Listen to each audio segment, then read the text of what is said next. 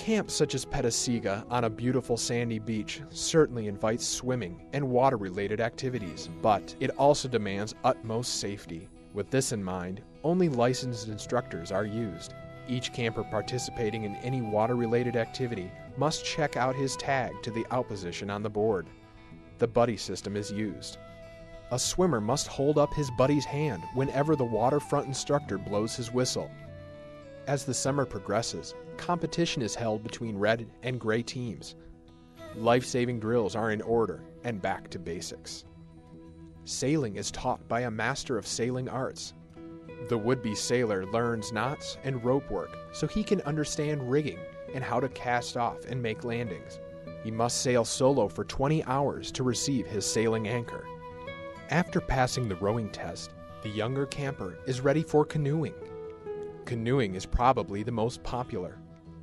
After passing the exacting training, including the mastering of various paddle strokes and demonstrating the camper's ability to turn a canoe over in deep water, get back in, and return to shore, the camper is ready for the popular canoe trips, such as the 5-day Tequamanon trip and the week-long Canadian Explorer trip, when he will meet up with whitewater situations.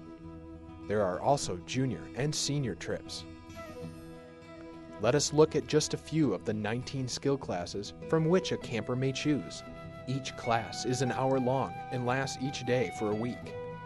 Shop and tool work is taught by the camp manager, Lee Ackley, who was the head builder of all the log cabins in the camp. Fishing.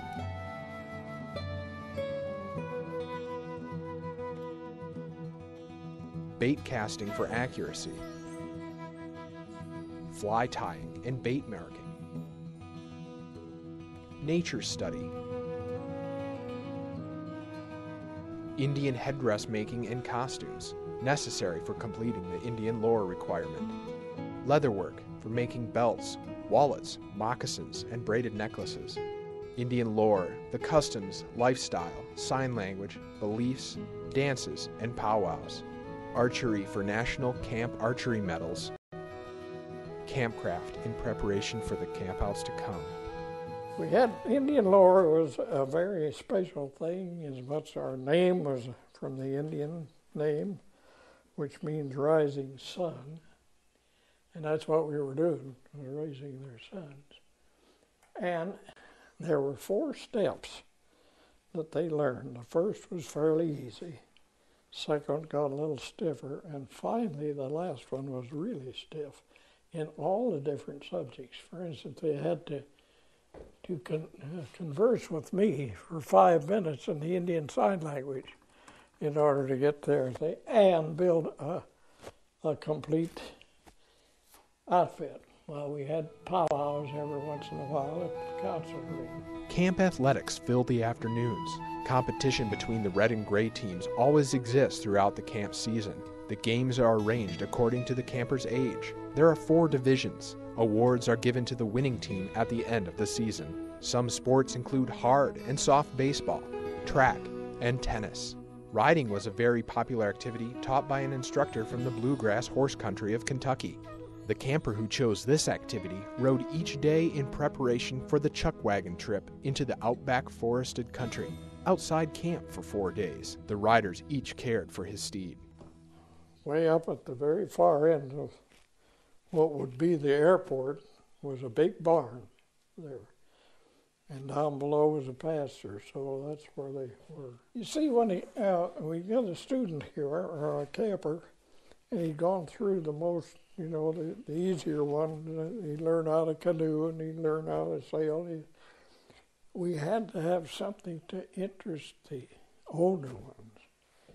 And this was one. And they could actually win their FA8 solo certificate there, even though they were not old enough to get there. But they could get that at the age of 16, I believe it was. Each pilot, 16 years of age, was trained not only to fly, but also air navigation and the use of charts and aircraft maintenance. This instruction lasted throughout camp. I've heard from some that they became so interested in playing business that they became actually pilots of the airliners.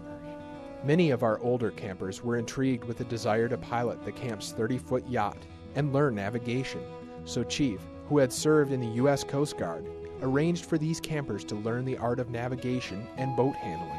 1 hour a day during camp was spent in class using the Coast Guard pilot training course. The goal of this course was the 300-mile cruise on the Great Lakes. Finished up, we went with our yacht, and the kids did it all. They charted the course, they manned the wheel, they had the lookout, and handled the lines, everything. I was just in there watching them, see. After the cruise, each camper received the coveted gold anchor. And now, as we gaze on the great stone gate of Camp Petosega, we are reminded that through this gate passed hundreds of boys who will always remember the great friendships they have acquired, the great and lasting experiences, and the wonderful skills they have learned, and for their love for their Camp Petosega, the log cabin camp for boys. Oh, take me back to Petosega, to the camp I love so well. 'Neath the campfire's glow, we frolic to and fro, round the cabins and the shore.